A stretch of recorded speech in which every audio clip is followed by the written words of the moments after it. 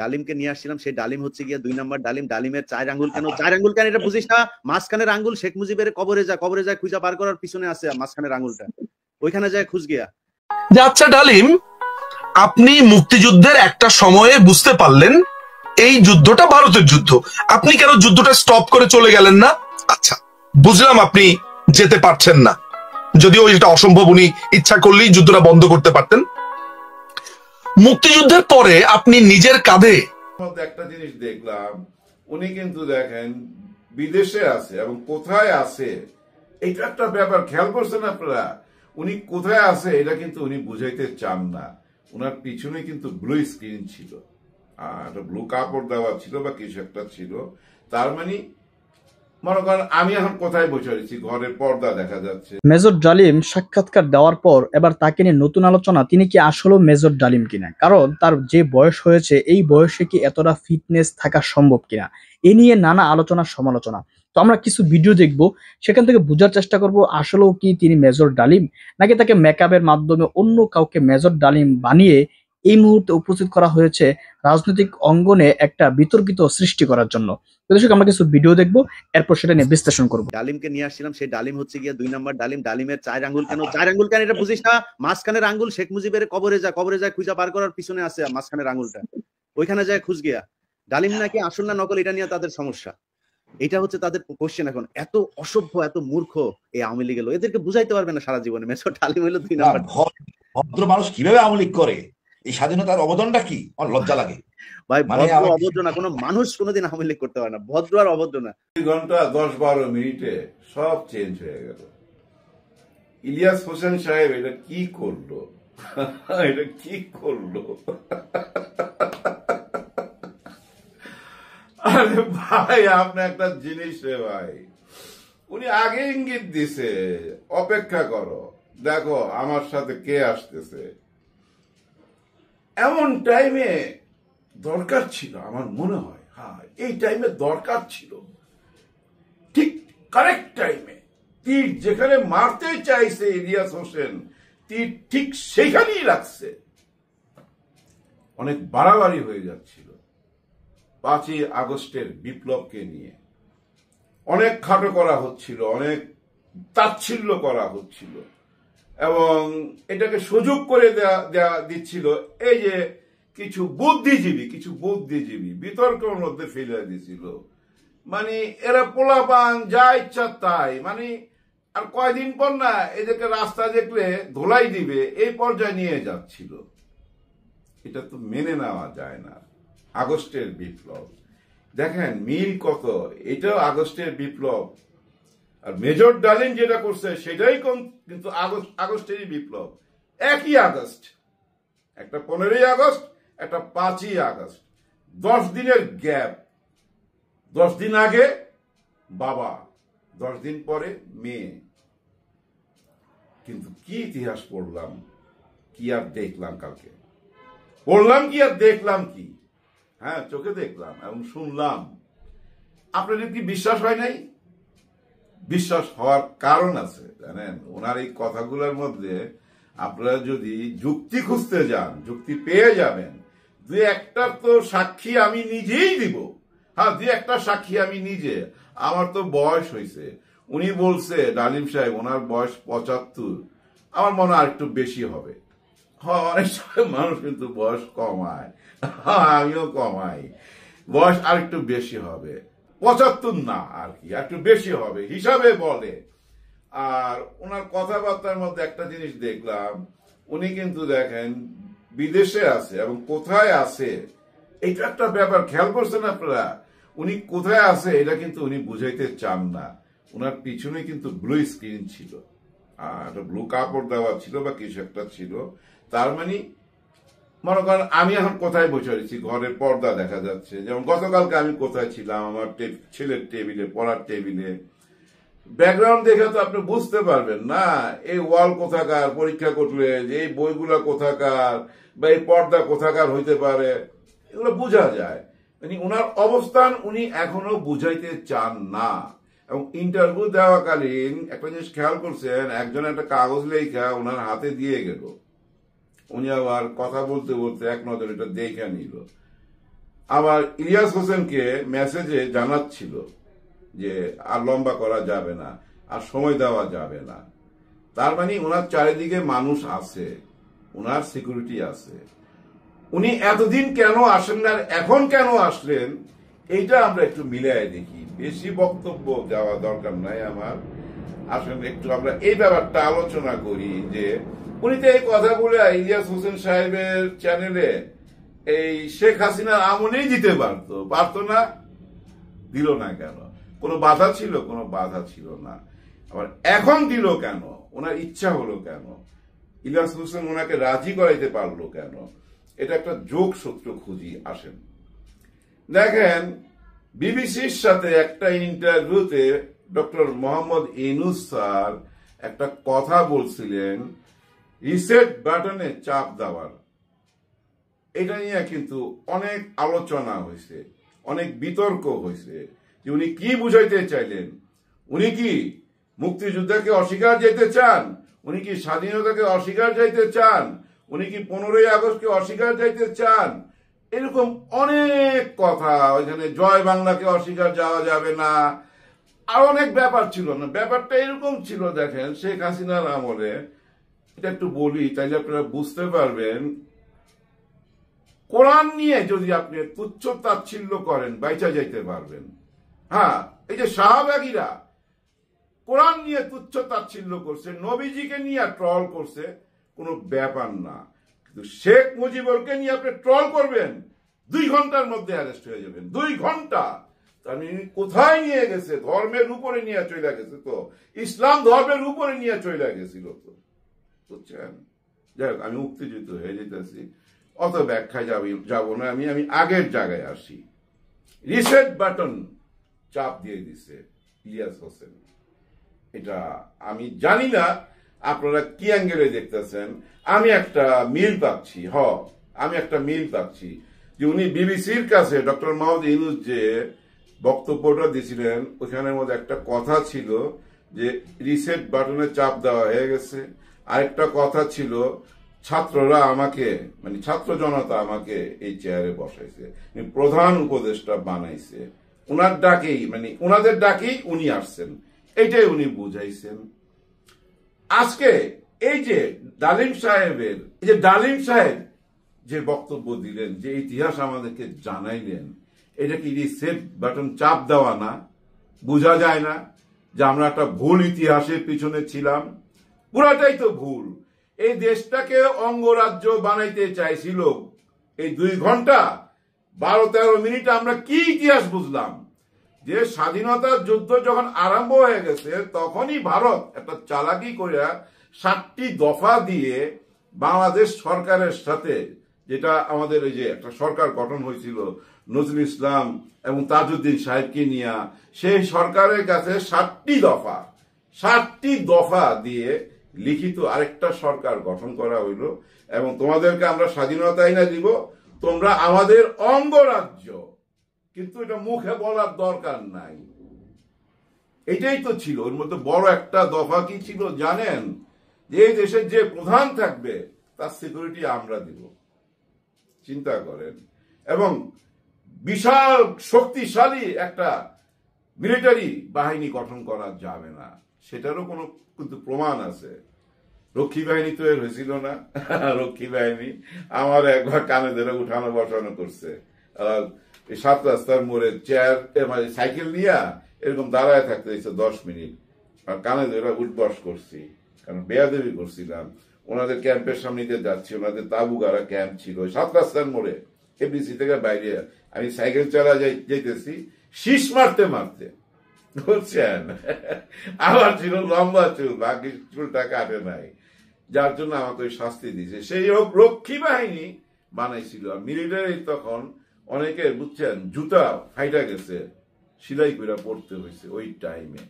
মিলিটারির দিকে কোনো নজর ছিল না। এগুলো সব ভারতের ইঙ্গিতে করছে, এই 7 দফার মধ্যে আছে। যাই হোক, এগুলো আমার আলোচনার বিষয় নয়। আমার আলোচনার বিষয় এই ছাত্র জনতা যে আন্দোলন করলো, আর গতকালকে যে আন্দোলনটা দেখলাম, এটা একটা বিপ্লব ঘটায় ফেলাইছে তো ইলিয়াস হোসেন। বিপ্লব পুরো চেঞ্জ করে দিছে তো। সবাই মাথা খারাপ করে দিছে। 8 লক্ষ লোক দেখতেছিল একসঙ্গে, আর এর মধ্যে আমি কিছুক্ষণ আগে দেখলাম 75 লক্ষ মানুষ দেখছে। ভাবা যায় 24 ঘন্টা তো পার হয় নাই, আগামী 5 দিনে দেখেন তো 5 কোটি হয়ে যাবে। ইতিহাস। এত মানুষ কেন ওনাকে সাপোর্ট দিচ্ছে? আমরা তো জানতাম উনি খুনি, উনি বঙ্গবন্ধুকে খুন করছে। কেন দিচ্ছে জানেন? গত 54 বছরে মানুষ দিনে দিনে বুঝতে পারছে বাস্তবতা, সব বাস্তবতা ফুইটা উঠছে। ভাসানী সাহেব কেন ভারতের বিপক্ষে ছিলেন এবং অন্য বড় বড় নেতারা কেন বিপক্ষে ছিলেন, পিনাকিদা কেন বিপক্ষে, বা ইলিয়াস হোসেন কেন বিপক্ষে। দেখেন, ইলিয়াস হোসেন কিন্তু একটা কথা বলছিল যে আমাদের এই যে জাতীয় সঙ্গীত রবীন্দ্রনাথ লেখছে, এটা আমরা মাইনা নেব না। এটা নিয়ে কিন্তু উনি বহুবার কথা বলছেন। সেম কথাটা ডালিম সাহেবও বলছেন। আর উনাদের বিপ্লবটা শুরু হয়েছিল চুল টানা নিয়া। বাপ্পি ডালিম সাহেবের শালা, উনার চুল টান দিছিল ওই যে গাজী কম্বল চোর। আমি সাক্ষী ভাই, আমি সাক্ষী দিতেছি। এই যে উনার যে বক্তব্য 2 ঘন্টার 2 ঘন্টার, এর মধ্যে 2-4টা সাক্ষী আমি দেই। আমি আসলে কিন্তু কম্বল চোর ছিল এই গাজী। রেড ক্রসের চেয়ারম্যান বানাইছে বকলম লোক রে। এই লোকটার পোলাপান বাপ্পি মানে ডালিম সাহেবের শালার চুল ধরা টান দিছে। বেচারা ছাত্র মানুষ, বিদেশ থেকে আইছে, তখনকার ফ্যাশন ছিল লম্বা চুল। এই যে একটু আগে আমি বললাম না যে আমার লম্বা চুল ভাগ্যেশ কাইটা দেয় নাই, ফ্যাশন ছিল। চুল ধরে টান দিয়া বলে যে আপনি এটা আসল চুল না নকল চুল, 1 বার না 2 বার। তারপর তর্ক বিতর্ক বাইক করে দিছে। তারপরে কিছুক্ষণ পর আমাদের মিশা সওদাগরের মতো, এগুলো তো সিনেমা দেখেন, আপনারা তো বিশ্বাস করতে চান না, বিশেষ করে এই যে তামিল ছবিতে দেখায়, ঠিক ওইভাবে বিয়া বাড়িতে ঢুকে গেল একজন মেজরের মানে শালীর বিয়া বা ওনার আত্মীয়র বিয়া। ওই বিয়াতে ঢুকে গেলেন সাথে 16-17 জন আর্মস সহকারে। তখনকার স্ট্যান্ড গান ছিল মেইনস আর্ম, ওই স্ট্যান্ড গান নিয়ে ঢুকে গেছে, পিস্তল নিয়ে ঢুকে গেছে। ওই কই তুই এদিকে বাইর, ভূত বাইরে গেছ, ভূত বাইরে গেছ। পুরা রংবাজি সিনেমা। সমস্ত মেহমান বেকুবের মতো তাকায় রয়েছে। সেম জিনিসটা কিছুদিন আগে এই যে আওয়ামী লীগের এক মন্ত্রী এক বিয়ে বাড়িতে করছে, এই গত বছর সেম ঘটনাটা। ঢুইকা চিল্লাইতেছিল মাল খাওয়া। এই গাজীও কিন্তু মাল খাওয়া, ওই 24 ঘন্টায় মাল খাইতো কম্বল চোর। ও এই কাণ্ডটা করছে এবং আপনার ডালিম সাহেব এবং ডালিম সাহেবের বউকে কিডন্যাপ করে নিয়ে চলে গেছে। চিন্তা করা যায়।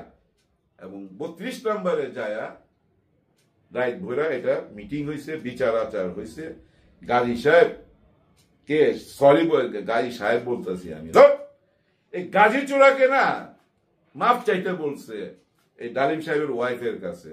উনি যখন পা বাড়াইছে তখন পায়ের থেকে জুতা খুইলা এই ডালিম সাহেবের ওয়াইফ উনি কিন্তু বলছে সামনে আসবি না, তোর কোনো ক্ষমা নাই। আসলে কিন্তু ক্ষমা নাই। হিরো তো আমার বউয়ের গায়ে আপনি হাত দিবেন, আমি আপনাকে ছাড়ুম যদি আপনি মানুষ হয়ে থাকেন, মর্দ হয়ে থাকেন। রিয়েল হিরো না ভাই? বোনেরা আপনারা বলেন, আপনার হাজবেন্ড হইলে আপনি কি বলতেন? আপনাকে একজন গায়ে হাত দিছে, আপনাকে কিডন্যাপ করবে, আপনার হাজবেন্ড ছেড়ে দিবে? সে যেই হোক না কেন নমনম করবে? নমনম করে নাই। নতুন ইতিহাস রচনা করে দিছে ডালিম সাহেব। এখন তো হিরো হয়ে গেল। চিন্তা করা যায়, ভাবা যায়। ওনার কথা আপনারা ভুল ধরবেন কিভাবে? সত্যি তো মিষ্টি খাওয়ানো হয়েছে। আমি একাই তো খাইছিলাম 13-14টা মিষ্টি, মহল্লায় ঘুরা ঘুরা। ওই মোড়ে মিষ্টি দেয়, ওই মোড়ে মিষ্টি দেয়। এই যে শেখ মুজিবুরকে মারছে যেদিন, তারপর দিন সকালবেলা আমি আমার বন্ধু সাকি চিটাং থেকে আইসা নামলাম কমলাপুর। তারপরে এই যে নাখালপাড়া দিয়া যাইতে যাইতে মিষ্টি খাইতে খাইতে গেছি, এই গলি ওই গলি, বাসায় পৌঁছাইছি। মা এত চিন্তা, আমি রিক্সা পাইতেছি না, মেন রোডের কিছু সব বন্ধ। হাইটা আসছি কমলাপুর থেকে এই মহাখালী নাখালপাড়ার ভিতর দিয়ে, গলির ভিতর দিয়ে দিয়া। আপনারা জানেন মসজিদের মধ্যে নামাজে মানে বলতেছে যে নমরুদকে তুমি ধ্বংস করছো আল্লাহ, আমাদেরকে বাঁচাইছো। এই মুনাজাত হইছে, আমি সাক্ষী মুনাজাত হইছে। ওনার কথা সাক্ষী দিলাম তো দুইটা, মিষ্টি খাওয়া আর মোনাজাত হয়েছে, মানুষ খুশি হয়েছে তো, মানুষ না মনে মনে রবের কাছে চাইতে আল্লাহ আমাদেরকে রক্ষা করো।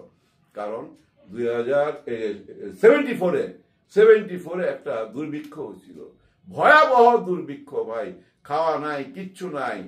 আমরা নিজেরা বুঝছেন শাক আনতাম, কিন্তু তেল ছিল না, এই যে তেল দিয়া শাক, আমরা তেল ছাড়া শুধু সিদ্ধ খাইতাম, কারণ অনেক অভাব চারিদিকে। আর আমরা তো গরিবের পোলা, বুঝিনি তো কিভাবে বাইচা গেছিলাম। অনেক মারা গেছে, প্রায় 1.5 থেকে 2 লক্ষ লোক মারা গেছে, আরো বেশি হবে ওই 74 সালে দুর্ভিক্ষে। ওই যে বাসন্তী জাল পড়ছে না শাড়ির অভাবে, অনেকে বলে ফটো সেশন, এটা হলো ওই যে মিডিয়া, এই যে আমাদের হাসিনা মিডিয়া এগুলা বাই করছে। ঘটনা সত্য তো ভাই, সব সত্য, নিজে দেখছি তো ফার্ম গেটে বমি করতেছে, সে বমি খাইতে চায় আরেকজন ধৈর্য নিয়ে তাকে চল আমি তোরে খাওয়াই। এরকম মানুষ কঙ্কাল হয়ে গেছিল, ওই যে ইথিওপিয়া যেরকম দেখতাম না, এরকম কঙ্কাল হয়ে গেছিল। আমারই তো বুকের হাড্ডি বাইরে হয়ে গেছিল, সারাদিন একবেলা খাইতাম। এই অভাবের মধ্যে এই শেরাটন হোটেলের মধ্যে এই যে সুলতানাকে বিয়ে করে শেখ কামাল, শেখ কামালই তো ছিল বোধহয় নাম, রংবাজ। সোনার মুকুট প্যারিস থেকে আনাইছিল, প্যারিস থেকে পত্রিকার প্রথম পাতায় আসছিল নিউজ, মুকুট সুলতানার মাথায় ওই টাইমে। তো ওই মানুষটাকে মানুষ মাইনা নিবে মনে মনে, এই জন্য রবের কাছে দোয়া চাইতেছিল যে রব আমাদেরকে রক্ষা করো। আর ওই রক্ষাকারী হিসেবে ডালিম সাহেবরা আসছিলেন, যার জন্য এখন হিরো হয়ে গেল, কিন্তু ডিফিকাল্ট করে দিল বাংলাদেশের রাজনীতিকে, একদম ভূমিকম্পের মতো নাড়ায় দিছে। অনেকে বলতো না শেখ মুজিবের ছবিকে টাইনা কেন নামানো হইল দড়িবান্ধা, এটা ওনারা মাইনা নিতে পারে না। আমি তো এমন দৃশ্য দেখছি, আর্মিরা, মিলিটারিরা শেখ মুজিবের ছবি ভাঙতেছে। আপনারা দেখছেন না ভাই, এই 5ই আগস্টের পরে 2-3 দিন এগুলো দেখছি না, এটা নিয়ে অনেকে মায়া কান্না করতেছিল। এখন যারা মায়া কান্না করতেছিলেন, আপনারা এখন মুখ দেখাবেন কিভাবে? কারণ জিয়াউর রহমানও তো জড়িত এই হত্যাকাণ্ডের সাথে। ওনারা কোরআন শপথ করছিল এবং জিয়াউর রহমান বলছিল যে আমি তোমাদের সঙ্গে আছি, এবং ওনার সঙ্গে 2 জন দেখা করত, জিল্লুর রহমান সাহেবের এখানে রশিদ সাহেব যে ইন্টারভিউ দিলেন উনি, আর ডালিম সাহেব। ক্রস চেক করেন ওই ইন্টারভিউ জিল্লুর রহমান সাহেবের, আর জিল্লুর রহমান সাহেবের ওই ইন্টারভিউ শেখ হাসিনা নিশ্চয়ই দেখছে। আমার মনে হয় জিল্লুর রহমান সাহেব ক্লিয়ার করা উচিত, নিশ্চয়ই দেখছে। না শেখ হাসিনা জোর দিয়ে কেন বলতো জিয়াউর রহমান তার বাবার খুনি, জোর দেওয়া বলতো, কিন্তু আমরা তো বিশ্বাস করতাম না। ঘটনা তো সত্য। এখন সত্য হওয়াতে কি হইলো, যারা মায়া কান্না করছেন তারা এখন মুখ দেখাবেন কেন? আপনারা কেন মায়া কান্না করছেন সেটাও আমি বুঝি, আপনারা বুঝেন ভাই অনেকে, তা আমি একটু বলি। ওনাদের ধারণাটা কি জানেন? স্বাধীনতার পক্ষে আর বিপক্ষের যদি ধুম তুলতে পারি, তাহলে আওয়ামী লীগের ভোটগুলো তো আমরাই পাবো। আওয়ামী লীগ কোনোদিন জামাতকে, শিবিরকে ভোট দিবে, অসম্ভব। আরেকটা কথা মিলে গেছে, খেয়াল করে দেখেন, শেখ মুজিবুর রহমান ধরা দিছে পাকিস্তানিদের কাছে। দেখেন ওনাকে, ওই যে আমরা যে সোহেল সাহেব, ওই সোহেল সাহেবের বাবা তাজউদ্দিন সাহেব রাত্রে 11টার সময় ফোন করছে যে চারিদিক থেকে আর্মি নাইমা গেছে, আপনি পালায়া যান। ওখানে ওনারা শেখ মুজিবুর মিটিং করতেছিল, অনেকেই পালায়া গেল, উনি পালাইলেন না। উনি কিছুক্ষণ পর আর্মিরা এসে ওনাকে অ্যারেস্ট করে নিয়ে গেলেন, কিন্তু ওনার ফ্যামিলি কিন্তু রাইখা গেলেন এবং বইলা গেলেন আমার ফ্যামিলিকে দেখা রাখবা। এটারও একটা প্রমাণ আছে কিভাবে দেখা রাখবা। দেখো শেখ মুজিবুর তো স্বাধীনতার পক্ষে, মুক্তিযোদ্ধার পক্ষে, তো মুক্তিযোদ্ধাদের সঙ্গেই তো লড়াই করতেছে পাকিস্তান আর্মি। সেই পাকিস্তান আর্মি যে সিএমএসে যায় চিকিৎসা করাবে কেন শেখ হাসিনাকে? শেখ হাসিনা নিজের মুখে বলছে না যে আমার বাচ্চা কোলে নিয়ে আমি বৈশা রয়েছি। তারপরে একজন আর্মি অফিসার আসলো, বললো এটা কে? বলে আমার সন্তান। তখন হিন্দিতে বলছিল আর এক নবরুদ পায়দা হওয়া। কোথায় বলছিল? সিএমএসে। তাহলে মুক্তিযোদ্ধার পক্ষের মানুষকে ওই পাক আর্মি কেন পাহারা দিবে? কথা মিলা গেল না যে উনার ফ্যামিলিকে পাহারা দিয়ে রাখছে। মিলা গেছে তো ভাই, তাই না? দেখেন ইন্ডিয়ার অঙ্গরাজ্য বানাইতে চাইছিল প্রথম, তারপরে 75-এ সেটা ধ্বংস করে দিল মেজর ডালিম। এরপরে আবার আইসার নামলো, কারণ ইন্ডিয়াতে ছিল শেখ হাসিনা, শেখ রেহানা, ওনাদেরকে জিয়াউর রহমান নিয়ে আসলো। জিয়াউর রহমানকেই বসাইছে কিন্তু ইনারা, এই যে মেজর ডালিমরা গদিতে, বোঝাই যায়। কিন্তু বসার পর ইনাদেরকে বিভিন্ন দেশে পাঠায় দিছে। বিশাল কিছু একটা ঘটনা ঘটছে, বলা হয়েছে না 4000-এর মতো কিলিং হয়েছে। অনেক ঘটনায় ওনারা বিদেশে সেটেল হয়ে গেছে, জিয়াউর রহমান রয়ে গেছে, এবং ওনার কথা থেকে বোঝা যায় যে ওনার প্রাপ্য উনি পেয়ে গেছেন। সেটা কিন্তু একটা ইঙ্গিত দিচ্ছেন, তার মানে উপরওয়ালা ওনার প্রাপ্য ওনারে দিয়ে গেছেন। কারণ ওনার মৃত্যুটা তো নর্মাল ছিল না, জিয়াউর রহমানের চিটাগাঙ্গে নর্মাল মৃত্যু তো, তাই না? ওনার লাশ পাহাড়ে চিপায় ফেলাই দিয়েছিল, সেখান থেকে খুঁজা নিয়ে আসা হয়েছে আবার এইখানে। তারপর ওই যে সংসদ ভবনের পাশে কবর দেওয়া হলো, যেটা ছিল শেখ হাসিনার সবচেয়ে বড় জ্বালা। এই কবর কেন এখানে থাকবে? এই কবর কয়েকবার উঠায় ফেলতে চাইছিল। রাজনীতি কোন পর্যন্ত গেছে চিন্তা করেন। এই কবর উঠায়া ফেরা মানে এই কবর উঠায়া বগুড়া বা নোয়াখালী অন্যদিকে দিয়ে আসো। যদি সম্ভব হইতো, ধর্মতে যদি এলাও হইতো যে কবর চেঞ্জ করা যায়, কনফার্ম থাকেন। ওই যে ওনার বাবার কবর ওনার দেশের বাড়ি থেকে আইনা এখানে দিত, আর জিয়াউর রহমানের কবর বগুড়ায় পাঠায় দিত, কনফার্ম থাকেন। আর ভিডিওটা শেষ করে দেবো একটা জিনিস মজার, মনে হয় কি জানেন, পাকিস্তান থেকে ইজারা নিছি এই দেশটাকে, যে ভাই তোমরা কিছুদিন খাবা আর আমরা কিছুদিন খাবো, দুই দল ভাগাভাগি কইরা একটা ইজারা নিছি। 54 বছর হয়ে গেছে, এখনো দেশ কিন্তু স্বাধীন হয় নাই, কিন্তু 5ই আগস্ট স্বাধীন হয়েছে।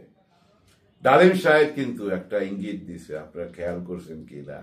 ভদ্রলোক কিন্তু রাগী মানুষ, একটা জায়গায় কিন্তু বইলা ফালাইছিল, ওই যে আয়নাঘর টাইনাঘর, বাল বাল শব্দটা কিন্তু মুখে উচ্চারণ করছে, খুব খেয়াল করে দেখেন আপনারা।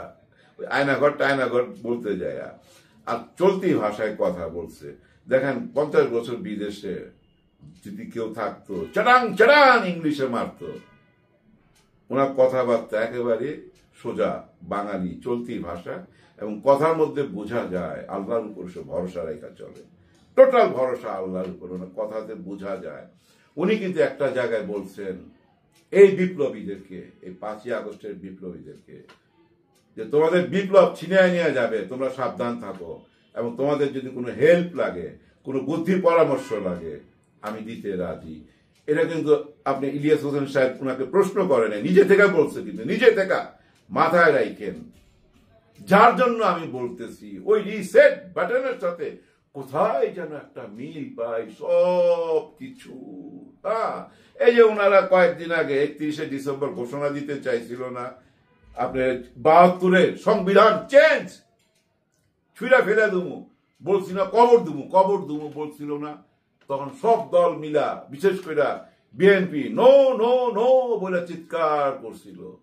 আসলে তো 72-এর সংবিধান জিয়াউর রহমানই চেঞ্জ করছে। জিয়াউর রহমানই চেঞ্জ করছে, কিন্তু 72-এর সংবিধান গদিতে বৈশা আবার আওয়ামী লীগ আইসা আইন কানুনের মাধ্যমে আবার 72-এর সংবিধানে গেছে। তার মানে কি, আপনারা জিয়াউর রহমানের ভক্ত যারা, জিয়াউর রহমানের কথাই তো মানতেছেন না, জিয়াউর রহমানের আদর্শই তো মানতেছেন না, কিন্তু 5ই আগস্টের ওরা মানতেছে যে ওই 72-এরটা চেঞ্জ প্রয়োজনে, ওই যে 75-এর পরে জিয়াউর রহমানেরটা থাকবে, জিয়াউর রহমানেরটা থাকবে, কিন্তু 72-এরটা মানবো না। কিন্তু বিএনপির যে বর্তমান যারা নেতা, ওনারা কিন্তু মাইনা নিতে চায় না বোকার মতো, কারণ ওই যে ভোট ব্যাংক, যে হিন্দু ভাই বোনদের ভোটটা পাবো, আওয়ামী লীগের ভোটটা পাবো, ওই গ্রুপটাকে টার্গেট করছে। কারণ হিন্দুরা তো জামাতকে ভোট দিবে না, শিবিরকে ভোট দিবে না, নতুন দল যেটা আসতেছে তাদেরকে ভোট দিবে না, সমস্ত ভোট বিএনপিকে দিবে। সেটার টেস্ট মাইরা দিছে ইলিয়াস হোসেন। একদম এই জেনারেশনকে চিনেন না ভাই, ডেঞ্জারাস ডেঞ্জারাস, এদের চোখ খুইলা গেছে। চিন্তা কইরা দেখেন 75 হয়ে গেছে আমি যখন আরম্ভ করি ভিডিওটা, এতক্ষণ হয়তো 80 পার হয়ে গেছে, 80 লক্ষ লোক পার হয়ে গেছে, কয়েক ঘন্টার মধ্যে 1 কোটি পার হয়ে যাবে। এই যে মাইন্ড সেট আপ চেঞ্জ হচ্ছে, নতুন ইতিহাস লেখা হচ্ছে, কিন্তু অলরেডি লেখা শুরু হয়ে গেছে। উনার কথাগুলা কেউ না কেউ তো লিখতেছে। আমি যে কিছুটা বললাম, আরেকজন যে কিছুটা বলবে, এই বলাগুলাই লেখা। দিন তো চেঞ্জ হয়েছে, কলম দিয়ে লেখার দরকার নাই, সবাই কথা থেকে যাবে ইথারে। সব থেকে যাবে। এখান থেকেই নেক্সট জেনারেশন বুঝে নিবে তাদের কোন পথে যাইতে হবে। প্রথম কথা, আমরা স্বাধীনতা চাই, পূর্ণ স্বাধীনতা। আমাদের উপরে কেউ ছায়ার মতো নাক গলাবে, ছড়ি ঘুরাবে, সেটা চাই না। যেটা গদিতে বসার 2 দিন আগে আমাদের ডক্টর মোহাম্মদ ইউনূস স্যার বলছিলেন 7 স্টার নিয়া, এবার মিলায় দেখেন একই কথা তো বলা হয়েছে, তাই না?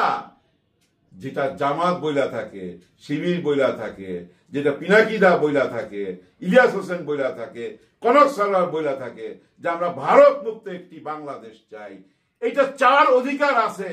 আপনারা কেন চাইবেন না? আওয়ামী লীগ কেন চাইবেন না?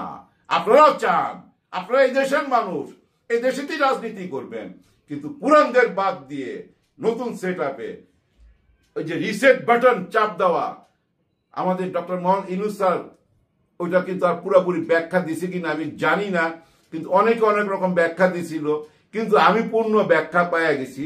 এই ইলিয়াস হোসেন সাহেবের এই 2 ঘন্টা 10-15 মিনিটের যে ইতিহাস দেখলাম, এই ইতিহাস থেকে আমার তো মনে হয় রিসেট বাটনে চাপ দিয়ে দিছে, চাপ দেওয়া হয়ে গেছে। আর এটার জন্য সমস্ত কৃতিত্ব ইলিয়াস হোসেনের। যদি আমরা এটা মেনে নেই, আর যদি আমরা বলি ধরো এটা ভুয়া ইতিহাস, উনি বললেই হইল কিনা, আমরা মানি না, কিন্তু মানতে হবে। কারণ ওই সময়ের অনেক মানুষ তো বাইচা আছে, আমার বয়সী তো হয়েছে, ওদের সঙ্গে আলাপ করেন। আচ্ছা, সোজা একটা হিসাব আমি বলি। উনি যে বলছেন ডক্টর ডালিম সাহেব যে 3 লক্ষের 30 লক্ষ বানাইছে। আসেন আমরা এই যে সোশ্যাল মিডিয়াতে যার যার জায়গা থেকে প্রত্যেকের গ্রামে খোঁজ খবর নেই। আপনার গ্রামে কয়জন মারা গেছে, আমি খোঁজ নিব আমার গ্রামে কয়জন মারা গেছে, পাক হানাদার বাহিনী মারছে, এবং আমার গ্রামে কয়জনকে রেপ করছে। আমরা এইভাবে খোঁজ খবর নিব, এইভাবে খোঁজ খবর নিব। এই যে আমরা যখন হিসাব বাইর করবো সোশ্যাল মিডিয়াতে, এই দায়িত্বটা অন্তত আমরা নেই। এই চ্যালেঞ্জ যদি করতে চাই আমরা মেজর ডালিম সাহেবকে, এই জায়গাটায় চলেন আমরা চ্যালেঞ্জ করে এই জায়গাটায় হিসাব বাইর করি, তাইলে তো হয়ে যায় কার গ্রামে কতজন মারা গেছে হিসাব দেন, 1 মাসের মধ্যে টোটাল হিসাব বাইরে হয়ে যাবে। শেষ করার আগে শুধু এইটুকু বলবো, খুব সাবধানে রাজনীতি করেন, আগের রাজনীতি বাদ দেন। আগের রাজনীতি বাদ দেন। আপনারা একটুখানি নজর দিলেই বুঝতে পারবেন ইলিয়াস হোসেন রিসেট বাটনে চাপ দিয়ে দিছে। মেজর ডালিম সাহেব যা কথাবার্তা বলছে, বা পিনাকিদা যেসব কথা আমাদেরকে বলতো, বা কনক সরকার যেসব কথা আমাদেরকে বলতো, মেজর ডালিমের সাথে কথার মিল পান না? মিল তো পান। এবং ওই যে 5ই আগস্টে যারা ছাত্র জনতা যারা অভ্যুত্থান করলো, তাদের কথার সাথে মিল পান না? মিল পান। এবং বিবিসির কাছে যে ইন্টারভিউ দিল, রিসেট বাটন চাপ দেওয়া হয়ে গেছে যে বলল, সেটার সাথে মিল পান না? মিল পান। সব নতুনের দিকে, নতুনের জোয়ার আসছে ভাই, নতুনের জোয়ার। দেখেন এই নতুন যারা আসতে চাচ্ছে, যাদেরকে বললেন মেজর ডালিম সাহেব, ওনাদের উদ্দেশ্যে বললেন না যে আমার হেল্প লাগলে তোমরা পাবা, প্রয়োজনে আমি তোমাদেরকে উপদেশ দিব। এই 5ই আগস্টের বিপ্লবীদেরকে বলছে না? এমনও তো হইতে পারে যে মেজর ডালিম ওনাদের প্রধান হয়ে যদি চলে আসে, ওনারা যদি নিয়ে আসে, এরকম ঘটনা ঘটতে পারে না ভাই? ঘটলে কিন্তু আমি ব্যক্তিগতভাবে অবাক হব না। কারণ আমার এই ক্ষুদ্র ব্রেনে আমি যেভাবে বুঝি সেটুকু আপনাদের কাছে বললাম। ভুলও হইতে পারে, ভুল হইলে কমেন্ট বক্সে জানাবেন। কেন জানি আমার মনে হয় মেজর ডালিমই ইনাদের নেতা হয়ে আসতে পারে।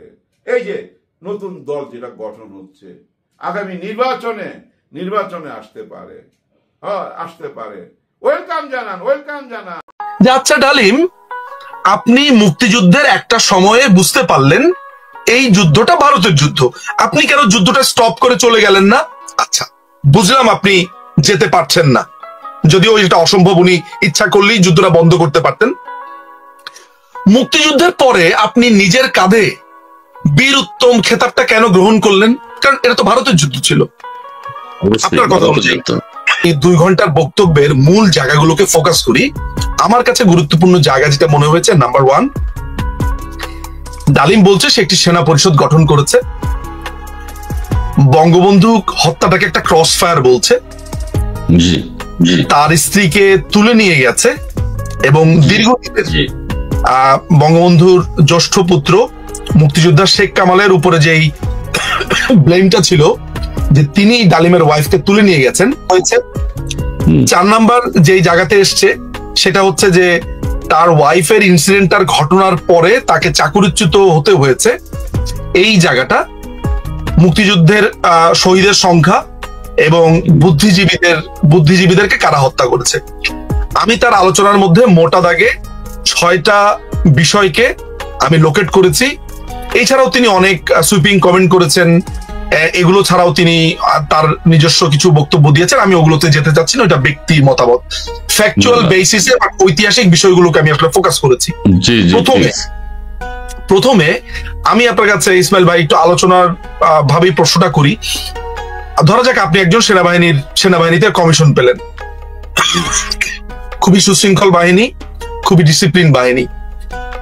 এই ডিসিপ্লিন বাহিনীতে কি আপনি একটা নিজস্ব সংগঠন করতে পারেন যেটা সেনা সদস্যদেরকে নিয়ে গঠিত হবে? আমি কিন্তু সেনা আইনটা আমার কাছে আছে, আমি এটা দেখার প্রয়োজনও বোধ করছি না, একদম জুডিশিয়াল নোটিশ, অর্থাৎ একটা কমন সেন্স অ্যাপ্লাই করছি আমি। সেনাবাহিনীতে আপনি সেনা সদস্যদেরকে নিয়ে একটা গোপন সেল গঠন করতে পারেন না। এখন প্রশ্ন আসছে যে এই সেলটা তিনি কখন গঠন করেছেন? আমরা দেখলাম তার বক্তব্যতে তিনি বলছেন যে মুক্তিযুদ্ধের সময় তিনি গঠন করেছেন।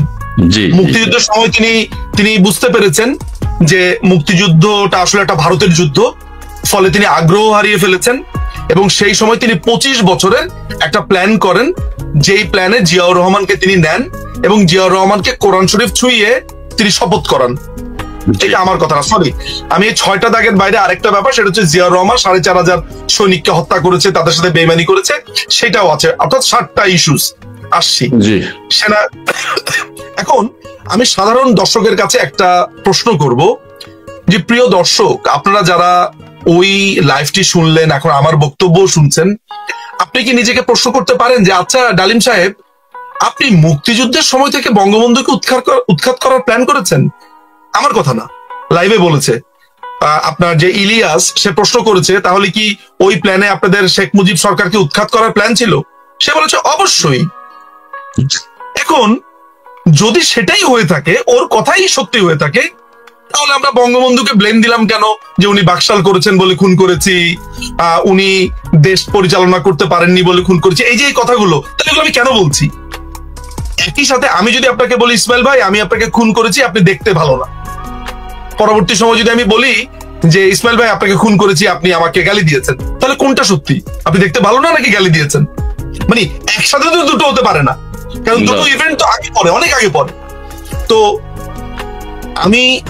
আমি দর্শকদের কাছে আমার একটা বিনীত অনুরোধ থাকবে, প্রশ্ন করুন যে আচ্ছা ডালিম, আপনি মুক্তিযুদ্ধের একটা সময়ে বুঝতে পারলেন এই যুদ্ধটা ভারতের যুদ্ধ, আপনি কেন যুদ্ধটা স্টপ করে চলে গেলেন না?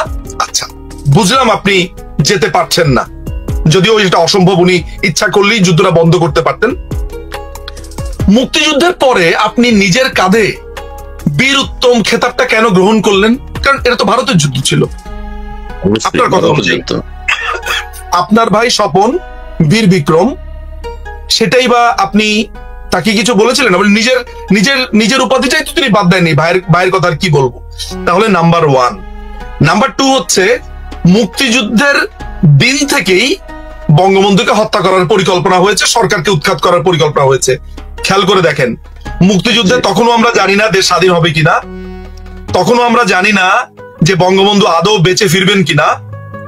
যেই মানুষটা পাকিস্তানের কারাগারে বন্দী, তখনই মানে যেই মানুষটা বেঁচে ফিরবেন কিনা আমি জানি না, তখনই তাকে হত্যা করার পরিকল্পনা। তো তাকে হত্যা করার পরিকল্পনা সে সময় পাকিস্তান করেছে। তার মানে ডালিম কি পাকিস্তানের হয়ে যুদ্ধ করেছিল? এই যে আমরা এতটা বছর বলে এসেছি যে এরা আসলে পাকিস্তানি, আমাদের কথা অনেকেই বলেছে, দূর ভাই কি বলেন, হ্যাঁ খুন করেছে মানি, কিন্তু পাকিস্তানি মানি না। এখন কি প্রমাণিত হয়েছে? আমি বলিনি, খুনি তার নিজের মুখে বলেছে। আমার মনে আছে 1996 সালের 15ই অগস্ট একটা অসাধারণ কলাম লিখেছিলেন ব্যারিস্টার এম আমিরুল ইসলাম। এই ভদ্রলোকের একটা বইও আছে, এত চমৎকার, অনেক কিছু শেখার আছে বইটা থেকে।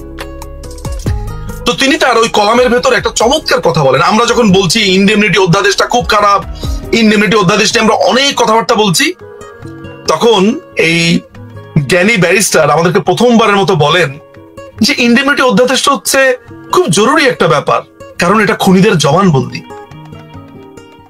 আজকে আমি সেই কথাটা বলছি যে এই লাইফটা তার জবানবন্দি। প্রথম শকিং এ অনেক তরুণ যুবকরা হ্যাঁ ডালিমকে দেখেছি, হ্যাঁ কি বলে দেখি দেখি দেখি, কিন্তু ওদের যখন আফটার শকটা কেটে যাবে, বিশ্লেষণ শুরু করবে, আমি নিশ্চিত তারা ভাবা শুরু করবে যে তাই তো বললো কি, মুক্তিযুদ্ধ থেকেই সে বঙ্গবন্ধুকে হত্যা করবার পরিকল্পনা করেছে, চলে গেল এইটা। তার মানে হচ্ছে এই মাথায় রাখবেন যে এটার উত্তর আমি একটু পরে দিচ্ছি। মাথায় রাখবেন সেনা পরিষদ কারা, একজনের নাম আমরা জেনেছি, সে হচ্ছে জিয়াউর রহমান, বাকিরা কারা? আচ্ছা আসছি আমি সেটাতে।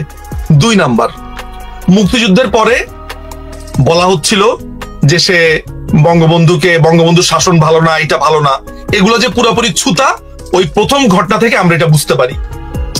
এবার আমি একটু জাম্প করে আরেকটা ঘটনাতে চলে যাব। সেটা হচ্ছে একটা দীর্ঘ সময় ধরে আমরা শুনে এসেছি, আমাদেরকে শোনানো হয়েছে, আমাদেরকে বলা হয়েছে। আমি আপনাকে আমার জীবনের একটা গল্প বলতে পারি, আপনার ভাল লাগবে। নীলক্ষেতে অনেকেই চিনবে যারা এখন বাংলাদেশে আছে। নীলক্ষেতের একটা কোনাতে রয়্যাল তেহারি বলে একটা জায়গা আছে। রয়্যাল তেহারি থেকে পার হয়ে একটা জায়গাতে জিলাপি বিক্রি করে এক কোনার মধ্যে। এই কোনার একটা দোকানে আমি বসে বসে চা খাচ্ছি, রাজনৈতিক আলাপ করছি আমার আরেক পরিচিতের সাথে। তো সেখানে রাজনৈতিক আলাপ শুনে এক ভদ্রলোক, তাকে দেখে ধরেন মানে বেশভূষাতে তাকে বলে হচ্ছে ধরেন একটু গরিব প্রকৃতির বা অর্থনৈতিক সমস্যার মধ্যে আছে এই ধরনের একজন মানুষ, একটু প্যান্ট ট্যান্ট ছেঁড়া, অত ভালো জামা কাপড় না, হয়তো আমার ভুল হতে পারে, ইনিশিয়ালি আমার তাই মনে হয়েছে। সেই ভদ্রলোক আমার দিকে তাকিয়ে বলল, হ্যাঁ আপনি এত বড় বড় কথা বলেন, আপনি আওয়ামী লীগের দোষ খুঁজে পান না কেন? ডালিমের বউরে কি উঠা নিয়ে যায় নেই? আমি লোকটার দিকে তাকালাম। এতক্ষণ যে লোকটাকে আমি ভাবছিলাম জীর্ণ শীর্ণ, আমার হঠাৎ করে ধারণা পাল্টে গেল যে আরে এই পর্যন্ত জানে, অর্থাৎ এই খোঁজগুলো রাখে। আমি তাকে বললাম যে ভাই আপনি কিভাবে এটা জেনেছেন? বলে হক গলে জানে। আমি করলাম কি, তাকে বললাম যে আপনি 5 মিনিট বসেন। এই যে প্রপাগান্ডাটা ছড়ানো হয়েছে তাই না, আমি করলাম কি, ওই নীলক্ষেতের 11 নম্বর গলিতে, অর্থাৎ ওই চায়ের দোকানের ঠিক একটু পেছনে, একটু ধরেন 5 মিনিট লাগে, আমি চলে গেলাম হচ্ছে কল্লোল বুক শপে। কল্লোল বুক শপে এখানে আমার এক ভাতিজা সম্পর্কিত, ওকে আমি বললাম আনাস আমাকে একটা বই দাও, এই ডালিমের বইটা দাও। দ্রুত আমাকে বইটা দিল, আমি বললাম আমি তোমাকে ফেরত দিয়ে যাচ্ছি। চায়ের দোকানে এসে দেখলাম ওই লোক বসে আছে, ওই লোককে আমি বই খুলে পড়ে শোনালাম। তো বলে যে হ্যাঁ তো কি হইলো? আমি বললাম যে কি হইলো মানে এই কাহিনীর ভেতরে শেখ কামাল কোথায়? বলে আরে এইসব বইও আপনার পাল্টানি যায়, এগুলো আওয়ামী লীগ আমলে সব বই পাল্টা ফেলাইছে। অর্থাৎ বিশ্বাসটা এমন পর্যায়ে নিয়ে গেছে ইসমাইল ভাই, যে ডালিম তার নিজের গল্প বলছে, তার ফ্যামিলির গল্প বলছে, সেইটাকেও ওই ভদ্রলোক বিশ্বাস করছে না। এখন গতকালকে যখন গল্পটা বললো, এত বছর পরে সে দেখা দিল, বলল, কি দেখলেন আপনারা? সেখানে শেখ কামাল আছে? এই যে এত বছর ধরে যে শেখ কামালকে গালি দিলেন, শেখ কামালকে বউ উঠিয়ে নিয়ে গেছে বললেন, ক্ষমা চাইবেন কি? ক্ষমা চাইবে? বাঙালি ক্ষমা চাইবে না। ক্ষমা চাওয়া, তার ইগো এত প্রাবল্য, মানে হাত জোর করে একটু বলা যে আই এম সরি, আমি ভুল বুঝেছিলাম আপনাকে, এটা বলবে না। দেখবেন এইখানেও একটা কাহিনী বের করবে, হ্যাঁ গাজী গোলাম মোস্তফার বন্ধু হচ্ছে, এই যে এই বইটা যা দেখেছি, যা করেছি, যা বুঝেছি, এই বইটা তো রয়ে গেছে তার স্মৃতিচিহ্ন হিসেবে, এর বাইরে যাবে কি করে? লিখে ফেলেছে, প্রকাশিত হয়েছে। সো আলটিমেটলি যেটা ব্যাপার হলো, তাহলে আমাদের সেকেন্ড যে জায়গাতে আমরা গেলাম, প্রথম জায়গাতে গেলাম যে সেনাবাহিনীতে থাকা অবস্থাতেই একটা বিপ্লবী দল বানিয়েছে, যেটা সেনাবাহিনীর আইনের সম্পূর্ণ বিরোধী। তার মানে প্রিয় দর্শক এবং ইসমাইল ভাই, এই যে আমাদেরকে এতদিন ছেলে ভুলানো গল্প বলা হলো যে বাকশালের কারণে খুন করেছি, রক্ষী বাহিনীর কারণে খুন করেছি, শেখ মুজিব খুবই খারাপ শাসক ছিল, ফ্যাসিস্ট ছিল, এক না এক ছিল, এই যে মিথ্যাচার করেছি, সব মিথ্যে। খুন করার পরিকল্পনা আপনি করেছেন মুক্তিযুদ্ধের সময়, আমি বলিনি। ওই সাক্ষাৎকার বলতে তার ব্যাপার হলো, এখানে তার ওয়াইফকে উঠিয়ে নিয়ে যাওয়ার গল্পটা তো আপনারা শুনেছেন তাই না? পিস্তল দিয়ে আপনাকে খুন করি, বা আপনাকে আঘাত করি, সেটা সারা পৃথিবীর অনেক মানুষ লাইভ দেখলো না? সবার সামনে ব্যাপারটা কি? আমি আপনাকে খুন করেছি বা আমি আপনাকে আঘাত করেছি, তাই না? জি জি। আপনি ধরেন কানাডাতে আছেন, কানাডার পুলিশ আমাকে গ্রেফতার করলো, open and shut case Ismail ভাই, এটার জন্য বিচারের কি দরকার? সবাই দেখেছে আমি মেরেছি, শেষ, বিচার শেষ। কিন্তু তারপরে কি আমার বিচার হবে? হবে কিনা? মানে আমার আত্মপক্ষ সমর্থন করতে দেওয়া হবে, আমি কোনো আন্ডার ডিউরেস ছিলাম কিনা, আমি কোনো ইনটক্সিকেটেড ছিলাম কিনা, আমার কোনো মেন্টাল হেলথের প্রবলেম, তাই না? আচ্ছা, এই ডালিমের ওয়াইফকে উঠা নেওয়ার ঘটনাটা আপনি আসলে কোথায় দেখেছেন বা শুনেছেন আপনার এই জীবদ্দশাতে? আমি ডালিমের কথা মেনে নিলাম যে হ্যাঁ, গাজী গোলাম মোস্তফার ছেলে এটা করার পরে অন্যায় করেছে, আপনাকে উঠিয়ে নিয়েছে, সে মাস্তানি দেখিয়েছে, সব মেনে নিলাম। আচ্ছা ভাই, এই ঘটনার পরে ডালিম বলল তার আর্মি অফিসাররা গাজী গোলাম মোস্তফার বাসাতে গিয়ে সবাইকে উঠিয়ে নিয়ে এসছে। সবাইকে উঠে নিয়ে আসলো কেন? ওইটা কি অন্যায় হয়েছে? এখন আমি যদি বলি যে ডালিমের গাজী গোলাম মোস্তফার ফ্যামিলি মেম্বারকে উঠিয়ে নেওয়া হয়েছে, এটা অন্যায়। আমি যদি কোনো অন্যায় করি আপনার সাথে, আপনি আমার মা এবং বাবাকে বাসা থেকে উঠিয়ে নিয়ে আসবেন? প্রশ্ন করুন। আচ্ছা ঠিক আছে, আমার উনাদেরকে খারাপ লাগে, বাট এই কাজগুলো কি ঠিক যে আমি মুক্তিযুদ্ধের সময় সেট করেছি যে আমি ওকে মেরে ফেলবো, বঙ্গবন্ধুকে মেরে ফেলবো? আমি গাজী গোলাম মোস্তফার উপরে রাগ, তাই গাজী গোলাম মোস্তফার পুরো ফ্যামিলিকে আমি উঠিয়ে নিয়ে ক্যান্টনমেন্টে নিয়ে আসবো? আইনজীবী, আমি ওই জায়গাগুলোকে প্রত্যেকটা জায়গাতেই ফোকাস করা আমার কাজ। আচ্ছা, এরপরে বঙ্গবন্ধুর বাসাতে আনলো। ডালিমের বই বলছে যে অনেক ঘটনার পরে গোলাম মোস্তফাকে মাপ চাইতে বলা হলো, গোলাম মোস্তফা মাপ চেয়েছে। অনেক ঘটনার পরে বঙ্গবন্ধু কথা দিলেন এইটার সুষ্ঠু বিচার তিনি করবেন। দুপক্ষ খুশি, খুশি বলতে ওকে ফাইন, দেখি আপনি কি বিচার করেন। তারা চলে গেল, মাথা রাখবেন, তারা চলে গেল। করতে গিয়েছে তখন নিম্মি বলছে ও আমার শরীর গা ছুতে পারবে না। হ্যাঁ, ও সরে আসলো, কারণ এই বইয়ের ভিতরে তাই লেখা আছে এবং এটা ডালিমের কথার সাথে মেলে। এবং এটাও বলেছে তুই গিয়া ওদের মেয়েরে উঠা দিয়ে আসবি, ওই বাড়িতে গিয়া কন্যা সম্পাদন করে আসবি। যদিও ডালিম এটাকে বলছে একটা মোড়লগিরি করেছে। ভাইরে, আজকে এই কথা বলে জীবনে কত মারামারি করলাম, ছোটবেলাতে কত কিছু করলাম, আমাদের মুরব্বীরা এসে দুই পক্ষকে মিলিয়ে দিয়েছে। দর্শক, আলোচনাগুলো শুনেছেন, শুনে মন্তব্য করবেন। দেখেন, মেজর ডালিম কিন্তু ডিফেন্সে চাকরি করতেন, ঠিক আছে? ডিফেন্সে চাকরি করতেন এবং সাংবাদিক ইলিয়াস সেখানে কিন্তু স্পষ্ট করেছেন একটা বিষয়, যে তিনি জিম করতেন বা জিম করেন। আর যারা ডিফেন্সে চাকরি করেন তারা কিন্তু সব সময় একটা কন্ট্রোলের ভিতরে থাকে, তো তাদের স্বাস্থ্য বাড়া বা তাদের এই পেট বুড়ি মোটা হওয়া এটা কিন্তু কোনো সম্ভাবনা থাকে না। ডিফেন্সে এমন এখনো অনেক লোক আছেন যারা 50+ কিন্তু তাদের যে বডি ফিটনেস, আপনি সাধারণ একজন মানুষের বডি ফিটনেস দেখবেন 30 বছরের প্রায় 30 বছরের একজন মানুষের বডি ফিটনেস এমন হয়ে গিয়েছে। অর্থাৎ ডিফেন্সে চাকরি করে তাদের বডি ফিটনেস ভালো থাকে, এটা স্বাভাবিক। তো এখান থেকে আমরা ধরে নিতে পারি যে মেজর ডালিম তিনি বডি ফিটনেস অনেক ভালো। তিনি তার যে যুবককালের ছবি সেখানেও কিন্তু তিনি উঁচাই লম্বা একজন সুদর্শন পুরুষ।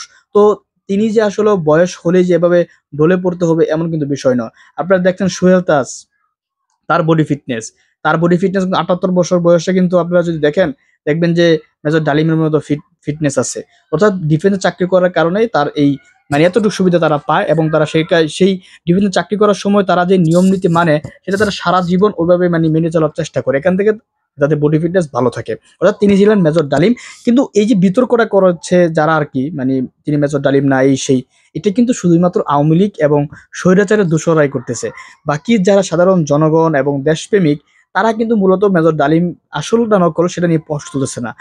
তো কিছু আবার মানুষ প্রশ্ন তুলতেছে মেজর ডালিম আসল না নকল সেটা পরের বিষয়, কিন্তু এই মুহূর্তে মেজর ডালিম কেন তিনি এই সাক্ষাৎকারে আসলেন এটা আসলে আলোচনার বিষয়। কিন্তু তিনি মেজর আসল ডালিম নাকি নকল ডালিম সেটা আমার মনে হয় না বিতর্কিত করে সময় নষ্ট করার প্রয়োজন আছে। তিনি আসলে মেজর ডালিম এবং তিনি ছিলেন, হয়তোবা বঙ্গবন্ধুর খুনি আরো অনেকেই হয়তোবা জীবিত আছেন। দর্শক, আলোচনাগুলো শুনেছেন, শুনে আপনার ব্যক্তিগত মতামত কমেন্ট বক্সে কমেন্ট করবেন।